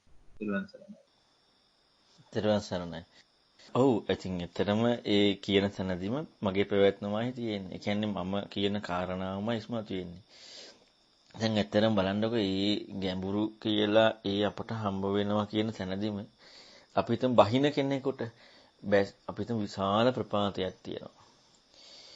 දැන් විශාල ප්‍රපාතයකට බහින්න යනකොට උඩ හරිම බය සහිතයි. උඩ හරිම බයයි. කිලෝමීටර් කෝටියක් විතර යටට බහින්න ඕනේ එතන ආරක්ෂා සහිතයි. උඩ බයයි. දැන් බහගෙන යන එයාට අවශ්‍ය දැන් බහගෙන යනකොට එයාට කොච්චර ගැඹුරු වුණත් අතන අයින් කරන්න ඕන නිසා ඒ ගැඹුරටම යන්නේ. ඒතකොට අන්න බලන්න හෙවීමේ අවශ්‍යතාවය ධර්මයේ අර මම අර උදාහරණකුත් කිව්වේ අපිට දැන් මුදල් නැතිනම් කණ්ඩ බොන්න නැතිනම් අපිට කොච්චරනම් ඒකට ඒකම ජීවිතේ එනවද? අන්න ඒ වගේ අර හෙවීම කියන කාරණාව මොකද්ද මේ කියන්නේ කියන එකටම යමු වෙන්න අපේ ජීවිතේ සකස් වෙනවා. එච්චරටම ජීවිතේක අතහැරෙන්නේ. මොකද්ද මේ? එහෙනම් මේ මොකද්ද මේ කියන්නේ කියලායි හෙවීම කියන කෘත්‍යය. කියන්නේ කෘත්‍ය ඥානය කියන එක නෙමෙයි ඒ කෘත්‍යය. ඒක ජීවිතේ වෙනවා. ඒකයි ජීවිතේ. ලැබීම නෙමෙයි ජීවිතේ. හෙවීම කියන එක ජීවිතේ. හෙවීම ලැබීම මිසක් ලැබීම හෙවීම නෙමෙයි. හෙවීම ලැබීම කියන්නේ කොයද්දී යමක් ලැබෙනවා කියන එක නෙමෙයි. හෙවීමටම තැන දීලා. හෙවීමටම තැන දීලා. හෙවීමටම තැන එන්නේ හෙවීමටම දෙයක් හම්බෙද්දී. හෙවීම කියන කාරණාවට අන්න එකනේ බුදුරණවහන්සේ ධර්මයේ කියන්නේ මොකද්ද? සද්ධර්ම ශ්‍රවණේ බාහිරංගය. ආධ්‍යාත්මිකංගේ යෝනිසෝමනසිකාරය. එතන වෙන මුකුත් කියන්නේ ආධ්‍යාත්මිකංගේ පංචපාස්කන්ධය වටහා ගැනීම නෙවෙයි. ඒක ප්‍රඥාවෙන් දැකීමනේ ආධ්‍යාත්මිකංගේ නෙමෙයි. ආධ්‍යාත්මිකංගේ පටිසමුප්පාදය අවබෝධ කර ගැනීම නෙවෙයි. ඒක ප්‍රඥාවේ අංගයක් නේ. ප්‍රඥාවට රැජ දෙයක් නේ. ආධ්‍යාත්මිකංගේ යෝනිසෝමනසිකාරය. පටිසමුප්පාද තේරුම් ගැනීමත් නෙවෙයි. පංචපාස්කන්ධ තේරුම් ගැනීමත් නෙවෙයි. ධාතු තේරුම් ගැනීමත් නෙවෙයි. ආයතන තේරුම් ගැනීමත් නෙවෙයි. බොජ්ජංග ඇතිවීමත් නෙවෙයි. නිවන ලැබීමත් නෙවෙයි. සක්කාය දිට්ඨි දුරු වීමත් නෙවෙයි ආධ්‍යාත්මික අංගය. ආධ්‍යාත්මික අංගය යෝනිසෝ මනසිකාරය.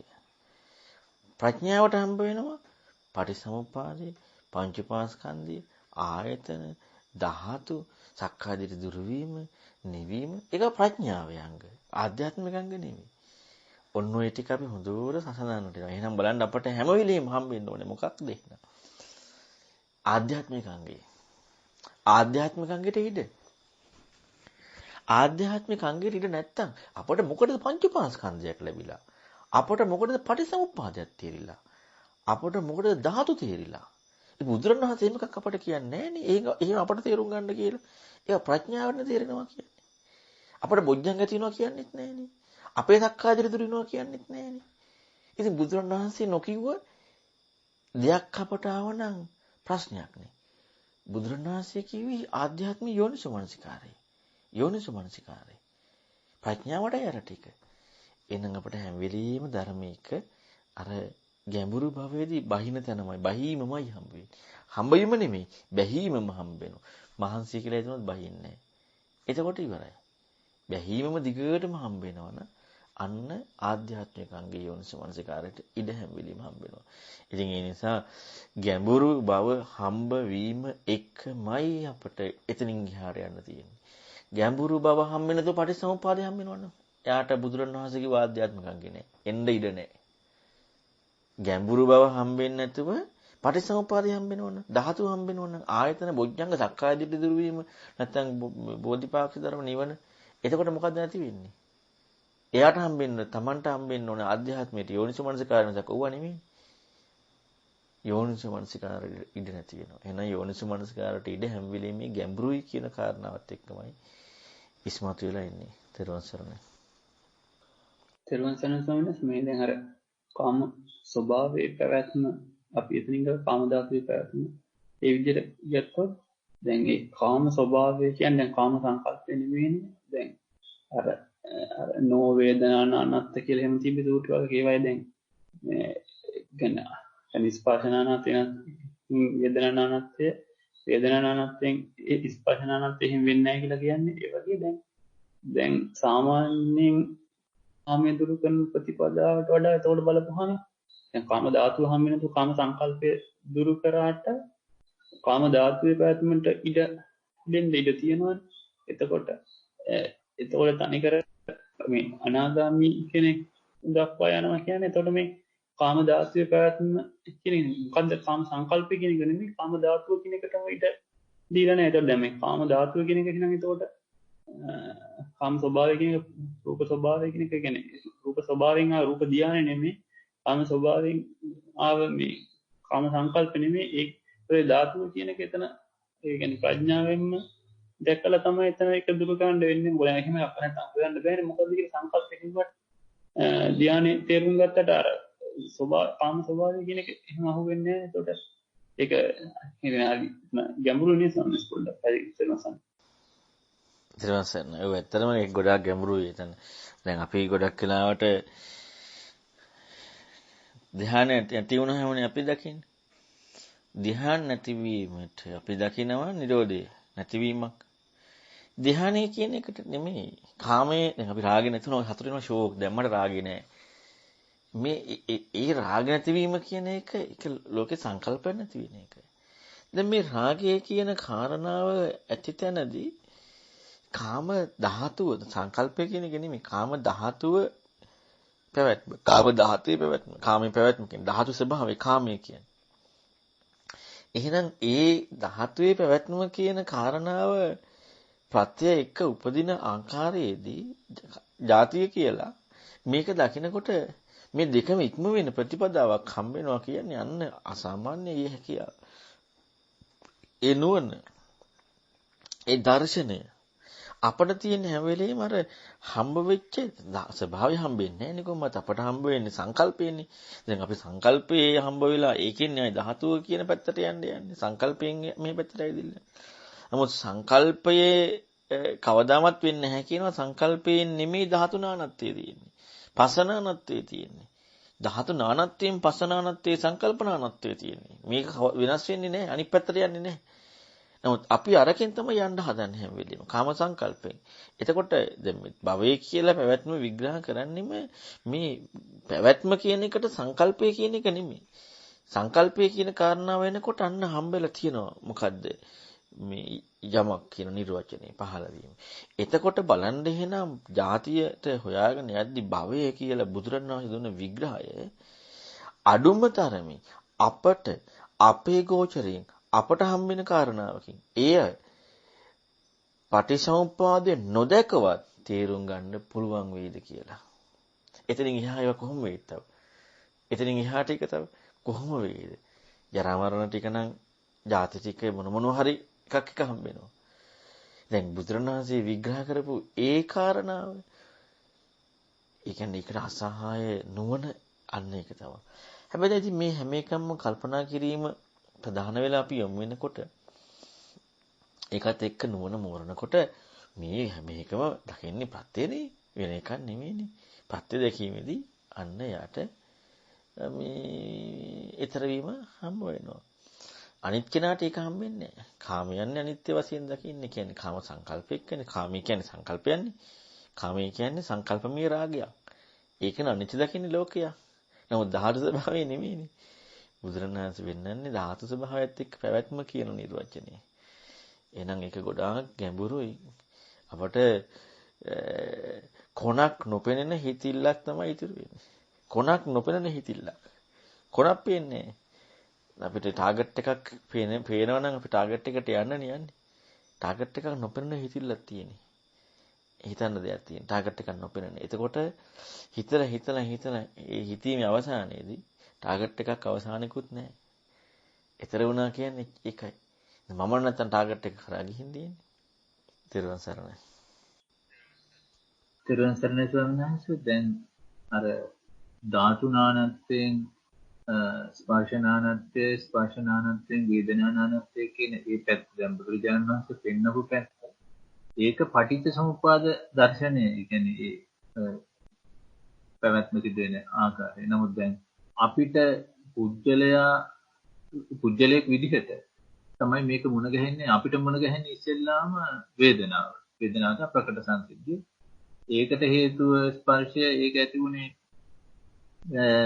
එහෙන් කියලා මේ ආපහු බලන ලක්ෂණය අපේ තියෙන. ඒක මේ අවිද්‍යාසහගතව නිර්මාණය වෙච්ච පුජ්‍යලයාගේ පැත්ත වගේ මට හිතෙනවා. වහන්සේ පොඩ්ඩක් ඒ ගැන කියලා දෙන්න කියලා.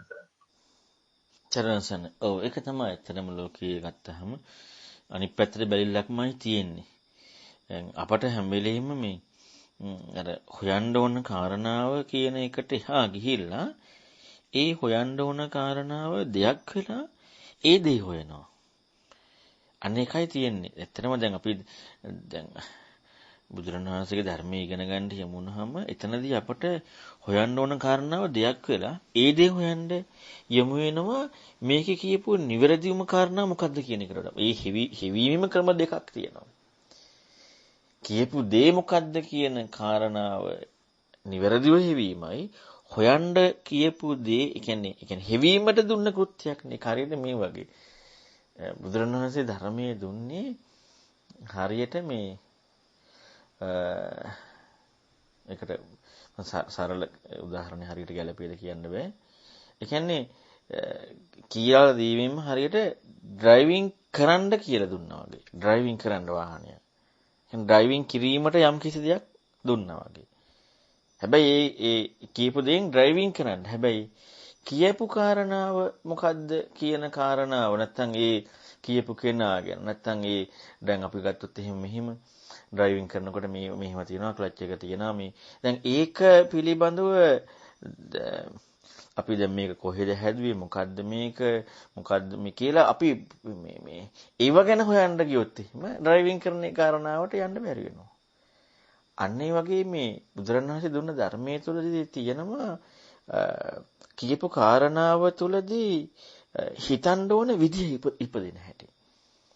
හැබැයි අපට කියපු කාරණාව දෙයක් වුණාම අපි ඒ දේ හොයන්නේ. ඒ දේ හොයනවා මිසක් ඒ තුලින් ඉපදෙන්න ඕන විදිහක් පෙන්වන්නේ ඔන්නෝක උපදින්නේ. ඒකයි මේ ධර්මයේ හැම එකක්ම ඉගෙන ගැනීම වැදගත් වෙන්නේ සහ අධික ප්‍රඥාන්ට පොඩි දෙයකින් යන්න පුළුවන් ඉන්නේ යාළගේ හැකියාවක් එක්ක එන නිසා. අපට හැබැයි මේ හැම එකක් එක්කම හොයන්න යමු වෙන්න වෙනවා.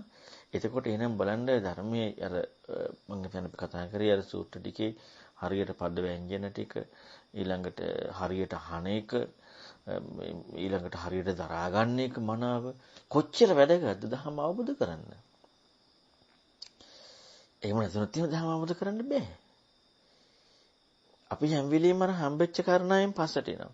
දැන් මම අර අඹ ගහේ උපමාවයි අඹ බීජ උපමාවයි මම පැහැදිලි කරලා පෙන්නුවා මම හිතන්නේ. ඒකෙදිත් ওই කාරණා වැරදි කියන එකට අඹ ගහ ප්‍රත්‍යක්ෂයෙන් හම්බෙද්දී ඇටයක් අඹ ඇටයක් නැහැ. අඹ ගහ හම්බෙද්දී අඹ ගහ පැලවෙච්ච ඇටේ නැහැ. අඹ ඇටෙනුයි ගහ ආවේ. අපි ගහෙන් අඹ ඇටයට යන්න යනවා. නමුත් ගහෙන් අඹ ඇටේ ඒක හම්බෙන්නෙත් නැහැ. වෙන අඹ ඇටයක් තමයි හම්බ වෙන්නේ. අඹ ඇටින් ආපු ගහ අපි ගහෙන් අඹ ඇටයට යන්න යනවා. හැබැයි ඉතින් අපිට ගහ තේරුම් ගැනීම කියන්නේ එක. ගහ තේරුම් ගැත්ත තැනදී තමයි අර පැත්තට යන්න තියෙන්නේ. අන්න ඒ වගේ තමයි ditthyaසුප්පටි විද්‍යා කියන එක දෙපැත්තටම වෙන් වෙන්නේ එකයි කියන්නේ. ditthyaසුප්පටි විද්‍යා වෙච්ච කෙනෙක් හරියට යනවා කෙනෙක් වරදියට යනවා. එහෙනම් මේ හරියට ditthyaසුප්පටි විද්‍යා කියන්නේ අනිවාර්යෙන් ඒ ඇතුලේ හැකියාව දිනු වෙන්නට ඕනේ. ඒ නිසායි බුදුරණවහන්සේ පෙන්වා දෙන්නේ මුළු මහත් ධර්මයේම තියෙන්නේ කල්යාණ මිත්‍රයා මත කියලා. මොකද හේතුව අපි හැම වෙලෙම අපේ හැකියාව දැන් සාරිපුත්‍ර සායනාසිර නම් ආසජි ස්වාමීන් වහන්සේගේ ඒ ධම්මාහිත ඒ කල්යාණ මිත්‍රයා තමයි. ඒ ධම්මාහිත පබ්බා කියන වචනෙට. අය වරදින් ඉඩම් නෑ හැබැයි වචනේ ඇහෙන්න ඕන වුණා. බාහිදාරුචිරි බුදුරණවහන්සේ කර වචනේ ඇහෙන්න ඕන වුණා. ඒ කල්යාණ මිත්‍රයා තමයි ඒත් උපකාර. හැබැයි ඒ උත්තමයන්ට වරදින්න ඉඩක් තිබ්බේ නෑනේ. ඒක නිසා ප්‍රශ්නයක් වුණා. ඒ හැකියාව නිසා. හැබැයි අපට එහෙම නෙමෙයි. අපේ හැම වෙලෙම තියෙන හිර වෙන එක. ඒක නිසා අනිවාර්යෙන් අපට අර ඒ ඉදිරියට යෑමට අනිවාර්යෙන් කල්යාණ මිත්‍ර අසුර ධර්ම ශ්‍රවණේ ධර්ම සාකච්ඡාව වැඩිපුර එතෙන්ද යමු වෙන එක. වැඩිපුර නිතරම දැන් අපි හිතමුකෝ මෙහිම අර මං සල්ලි නැති කෙනෙක් ගැන කිව්වේ ජීවිත වෙනකම නැති කෙනෙක් දෙනවා නම් හොඳට මුදල් අවශ්‍ය විදියට ප්‍රශ්නෙත් තියෙනවා නම් ඒ දෙන කෙනා ළඟට නිතර යනවනේ. අන්න ඒ වගේ තමයි මේ ධර්මය කියන කාරණාව නිවැරදිවම අපට හම්බ වෙන තාක්කල් අපේ ප්‍රශ්නෙට අපි උත්තරේ හොයන්න දඟලන්නට ඕන. මේ ප්‍රශ්නෙට උත්තරේ හොයන්න. ඒකදී අපට මේ ධර්මයේ තුලදී තමයි හැම වෙලෙම කොහෙන් ගත්තත් දෘෂ්ටි වැරදි බව ඉස්මතු වෙලා ඉන්නේ. නැත්තම් අපට මට හරි දෘෂ්ටියක් තියෙනවා කියලා හම්බෙනවා. මට හරි දෘෂ්ටිය. අපි සංකල්පකින් සක්කාය දිට්ඨි දුරු වීම දා ගන්නවා. සංකල්පකින්. අපිට මේ පටිසමුප්පාදය අවබෝධ වීම සංකල්පකින් දා ගන්නවා. විග්‍රහයකින් දා ගන්නවා. මේ හිතන්න ඕන දුන්න. භවප්‍රත්‍යයෙන් ಜಾති කියන මෙන්න මේ හිතිල්ල. ඒ කියන්නේ හිතීම කියන එකට මේ ලෝකේ කම්මැලිකම නැති වෙනුන අසාමාන්‍ය විදියට. ඒකයි එකට වචනයක් දෙන්නේ. ආරද්ධ විරිය පහිතත් ඒකට ඒ කියන්නේ අමාරුම දේ කයෙන් නම් මොන හරි කරන්න පුළුවන් කයෙන් වෙහෙසලා ඒ ලෝකයේ දේවල් හිතලා මොන හරි කරන්න පුළුවන් මේක මේ කොනක් අවසානියක් මොකක්වත් පේන්නේ නැති එකක් නෙමෙයි හිතන්න තියෙන්නේ අමාරුම හිතිල්ල ඒකට කොහොමනම් වීරියක් ඕනද හැබැයි කයෙන් නෙමෙයි මේ වීරිය අර ඇතුලෙන් එන වීරිය ඒක අසාමාන්‍ය වුණේ. අන්න ඒක අසාමාන්‍ය ඉපදීමත් එක්ක තමයි මේ මාර්ගය උපදින්නේ. ඒකයි බුදුරණ අතිපට්ඨාන සූත්‍රයේ ආතාපි සම්පජානෝ සතිමා. වචන තුන එකටනේ තියෙන්නේ. ඒතකොට ඔය තුන එකට කැටි වෙන්නේ කොහොමද? කෙලෙස් තවන වීරිය. අපට කෙලෙස් තවනවා කියලා කෙලෙස් තවන වීරිය කියනකොට මතක් වෙන්නේ කය තවන වීරිය. හොඳට හිතලා බලන්න. කෙලෙස් තවන වීරිය මතක් වෙනකොටම කය තවන වීරිය. අපට හිතෙන්නේ කයටයි කෙලෙස් තියෙන්නේ කියලා. දතමිටි කාගෙන ඒ අකුසල් දුරු කරන්න ඕනේ. දතමිටි කාගෙන කය මෙව කරගන්න එක මතක් වෙන්නේ කෙලෙස් තවන වීරිය කියනකොට. කෙලෙස් කියන්නේ ඔන්න මේ රාග දේශ මොහ. නැත්තම් මේ උපදින මේ ස්වභාවය නොදකීම කෙලෙස් තවන වීර්ය. සතිය ආතාපි සම්පජානෝ සතිමා.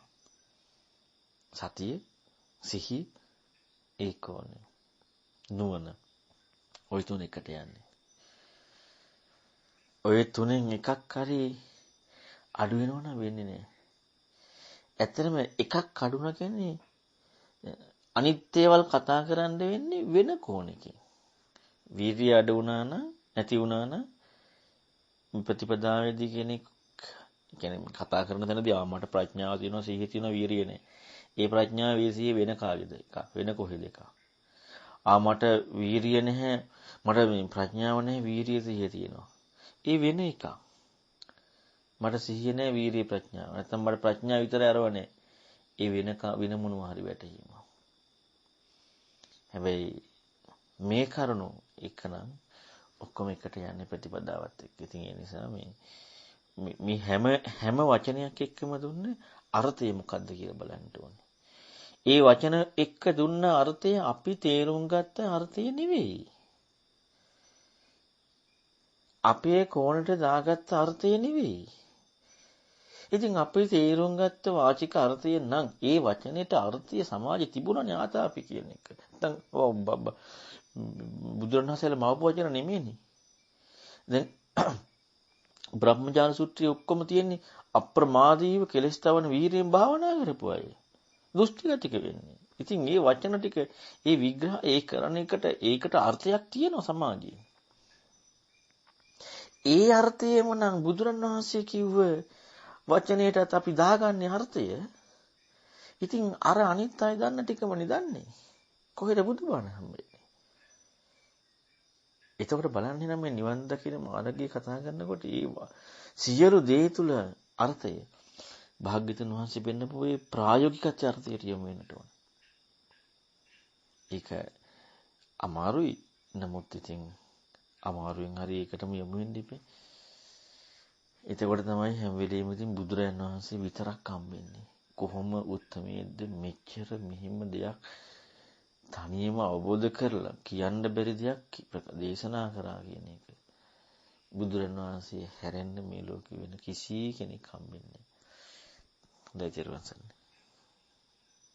තේරුවන් සන්නේ සම්මත එතන අර මේ දැන් ඒ තුනම එකට මේ අර කියන අංග තුනක් පර එකට යනවා කියලා අර මේ සූත්‍රයේ මත කියන්නේ අවද්ද මේ අර සම්මා දිට්ඨි වර්ග දෙක විස්තර කරන මඩේ සූත්‍රේ නම් මතක නැහැ දැන්. එතන ඒ ඔක්කොම කතා කරන්නේ මේ කියන්නේ බුද්ධ ශාසනය ඒවනේ. දැන් එහෙම නැතුව මොකක් හරි ගත්තාම වෙන්නේ එතකොට අර මේ මොකද මේ උපේක්ෂාව එන්නේ නේද? එතකොට උපේක්ෂාවෙන් අර පටිගය දුර වෙන නමුත් අර පටිගය දුර වුණාම අර දැන් හම්බීම කියන එක මොකක්ද කියන එක අදාළ නැති වෙන්නත් පුළුවන්. නමුත් අර ඒ හිත පිහිටලානේ තියෙන. එතකොට ඒ සිහිය අර අපටිත්ත ප්‍රතිපදාවක් සඳහා යොමු වෙන්නේ පිහිටීමක් සඳහා විතරයි එන්නේ. එතකොට වීරිය තවත් පිහිටීමකටම. නමුත් මේක රූප ධාතුවේ දැන් අපි දැන් කතා කරේ භව ප්‍රත්‍යඥාදිය ඒක හම්බෙන්නේ නැහැ. එතකොට රූප ධාතුවක පැවැත්මක් සිද්ධ වෙන බව අපිට ඒක එතනදී තේරෙන්නේ නැහැ. හැබැයි අපිට වීරියක් තියෙනවා, සිහියක් තියෙනවා, දැන් තේරෙන නුවණකුත් තියෙනවා. නමුත් ඒ තියෙන්නේ අවිද්‍යාවකින් කියන්නේ අවිද්‍යාවෙන් හටගත් ස්වභාවයක් කියලා හම්බෙන්නේ නැහැ. එතකොට එතන මේ නිකන් පටිගේ විතරක් දුර වෙනවා. අර මේවා ටික දුර වෙන්නේ නැහැ කියලා අපි ගන්න වෙන්නේ. මොකද දැන් හරි අඩුන අර පිහිටලා ඉන්න ස්වභාවයත් එක්කත් පොඩක් ඔබ හිතන පැහැදිලි කරන්න තියෙනවා. තෙරුවන් සරණයි. මහා චත්තාරික සූත්‍රයේ කරුණු තුනකට යනවා කියලා තියෙන්නේ. එතකොට පතිට්ඨිත කියනකොට ඇත්තටම අපි ගත්ත බික්කුණු පස්සේ සූත්‍රේ පිහිටලා වඩන එක, පිහිටලා හම්බෙන එක. එතකොට පිහිටලා හම්බෙන තැනදී එතනත් වීරියක් සිහියක් නෝනක් තියෙනවා. ඒ පිහිටලා හම්බ වීම. ඒකට වීරියක් සිහියක් නෝනක් ඕන. එතකොට බලන්නකො එතන තියෙන වීරි ඒ වීරියයි බුදුරණවහන්සේ පෙන්වන වීරියයි දෙකක්. ඒ සිහියයි බුදුරණවහන්සේ පෙන්වන සිහියයි දෙකක්. ඒ නුවණයි බුදුරණවහන්සේ පෙන්වන නුවණයි දෙකක්. දැන් එතනදී නුවණ හම්බෙන උපේක්ෂා දැන් මෛත්‍රියේදී ව්‍යාපාදයේ උපේක්ෂාදී පටිගය දුරු වෙනවා. ප්‍රාවල සූත්‍රය පැහැදිලි කරේ. ඒතර මෛත්‍රියේදී ව්‍යාපාදයේ දුරු වෙනවා කියන්නේ තරහ දුරු වෙන එක. පටිගය දුරු වෙනවා කියන්නේ පටිගයේ තරහට නෙමෙයි. පටිගය කියලා කියන්නේ යම් කිසි දෙයක් එක්ක එකට ලකුණක්, ඒ කියන්නේ ඒක හා එකතු වෙන. ඒකට වචනේ ආනෙන්ජ සමාධියත් එක්ක තියෙන ආනෙන්ජ සම නොසැලෙන සමාධියනේ. ඒ කියන්නේ නොසැලෙනවා කියන්නේ ප්‍රීති සැපය කියන එක ඒ කිසිම දෙයක් එක්ක හම්බවීමක් නැහැ. එතකොට එතන හිතන්නේ මේ උපේක්ෂාව කියන එකත් එක්ක සත්‍ය දැකීමක් කියලාමයි. ඇයි ඒකට භව්‍යත්වයක් හැබැයි ඒකට හම්බ වීමට ලැබීමට භව්‍යත්වයක් දෙන්න තියෙන යනවා. ලැබීමම භව්‍ය නැහැ කියන එකට වඩා ලැබීමට භව්‍යත්වයක් නොදෙනවා. ලැබීම නිර්වචනයක් දීලා. ඒ නිසා පටිගය දුර වෙනවා. පටිගය කියන්නේ ගැටීම නෙමෙයි. තරහ කියන එක තරහට ව්‍යාපාදයේ දුර වෙන මෛත්‍රියෙන් කියලා පැහැදිලි කරා. මෙතන අර මේ සම්බන්ධ වීම. මෙන්න මේක එක ඇදිලා සහ අයින් වීම කියන මේ දෙක දුර වෙලා යනවා. ඉතින් එතනත් සිහිය නොවන වීරියක් තියෙනවා. හැබැයි ඉතින් බුදුරණවහන්සේ වෙන්න පුදෙන්නේ මේ එතනත් විශාල නුවණක් ලෝකේ. හැබැයි ඊතර වෙන කාරණාව නෙමෙයි. ඉතින් මේ දෙකක් දැන් ওই වගේ දේවල් බුදුරන් වහන්සේ ජීවමාන වැඩ ඉන්න කාලෙත් ධර්මයේ තියෙද්දිත් යම් කිසි කෙනෙක් අරහත්ත්වයට ප්‍රකාශ කරනකොට උහුම්ම තියෙද්දි කොහොම බුදුරන් වහන්සේට හිතෙන්නේ නැද්ද? එක්ක කියලා ගහලා කියලා දෙන්නද? බැනලා කියලා දෙන්නද? බෑනේ. කියලා දෙන්න බෑ. එහෙනම් බලන්නකෝ භාග්‍යවතුන් වහන්සේගේ ධර්මයටම යොමු වෙන්න අපට කොච්චර මේ ඉගෙන ගැනීම ධර්මයේ ඇසීම කියන එක අංක 1 ඒකට කොච්චර තැනක් දෙන්න ඕනද? ඒ තැන දෙන්නෙත් අපේ හැකියාවත් එක්ක. නැති වුණොත් අනිවාර්යයෙන්ම අපිට අර තිබෙන්න උදේහි වැරද්ද හම්බ වෙනවා. භවපත්තෙන් ජාති නැත්නම් මෙන්න මේ ආර්ය න්‍යායට යන්න ඉඩක් නැති වෙනවා. පැවැත්ම හම්බවීම පැවැත්මින් මේක ඒ තුලම වැරද්දෙන්මයි මේ ඔක්කොම පැන නැගුණේ. මේ පැන නැගීම ඒ වැරද්දම කියලා දක්නකොට ඊතර වීම ඔන්න ඔය කාරණාවට යන්න බැරි වෙනවා. ඉතින් ඒ නිසා මේ ඊටා දක්ෂ නුවණක් අපට ඕනේ. ඒ නිසා දැන් මේ සාකච්ඡා තුළදී ප්‍රධාන වැදගත් දේ තමයි හොඳට හිතලා බලන්න වැදගත් දේ මොකද්ද කියලා. වැදගත්ම දේ අපි සෝතාපන්න වෙන එකවත් අපට හරිම දේ හම්බෙන එකවත් නෙමෙයි. මොකද්ද වැදගත්ම දේ? වැරදි ටික දුරු කරගන්න එක. වැරදි ටික දුරු කරගන්න. වැරද්දට අහු වෙන්නේ නැතුව ඉන්න එක. අපට ඕන නැත්තේ අනිත් පැත්ත. හරි දේ හම්බෙන එක. ඉතින් හරි දේ හම්බ වෙනවා කියනකොටම අපට එතන දෙයක් වෙලා ඉවරයි. හරි වෙලා ඉවරයි. වැරද්ද දුරු වෙනවා කියන කාරණාව අපි අකමැති. ඒ කෝණෙම අපට සක්කාය දිට්ඨිය තියෙනවා. සක්කාය දිට්ඨියකම යන්නේ. ඒ වැරද්ද දුරු වෙනවට කැමති නෑ. වැරද්ද හම්බ වෙනවට කැමති නෑ. අපි එච්චරට මාව තෘප්තිමත් කරන්න පුදුම ආසාවක් තියෙනවා. කාමයන් නැති වුණාට සමාධිය නැති වුණාට දැන් සමහරවල්ලාට සීලයෙන් ඒ වගුණ නැති වුණාට මෙන්න මේකෙන් තෘප්තිමත් කරන්න කැමති. හොඳට හිතලා බලන්න. හැවීමමද තියෙන්නේ අපි කරන දේෙන් තමාව තෘප්තිමත් කරන්න. ඒ නිසා මේ අපට හැම වෙලෙම ධර්මය ඉගෙන ගනිද්දී ධර්ම සාකච්ඡා කරද්දී අලුත් දෙයක් හම්බෙන්න විදිහක් නැහැ. අලුත් දෙයක් දෙන්න කෙනෙකුත් නැහැ මේ ලෝකේ. දෙන්න ඕන සියලු විග්‍රහය බුදුරණවහන්සේ දුන්නා. මොකද්ද ප්‍රශ්නේ? අපි ඒක වැරදිට අරගෙන. අන්නේ වැරද්දයි හම්බෙන්න ඕන නැත්තේ. වෙන දෙයක් නෙවෙයි. වැහිලා තියෙන්නේ අර්ථය යන්නේ එතන. වැරද්ද අල්ලගත්ත නිසා. ඒ නිසා තමයි අපිට මේ ධර්ම සාකච්ඡාවේ වැදගත්කම තියෙන්නේ. හොඳ තෙරුවන් සරණයි. තෙරුවන් සරණයි.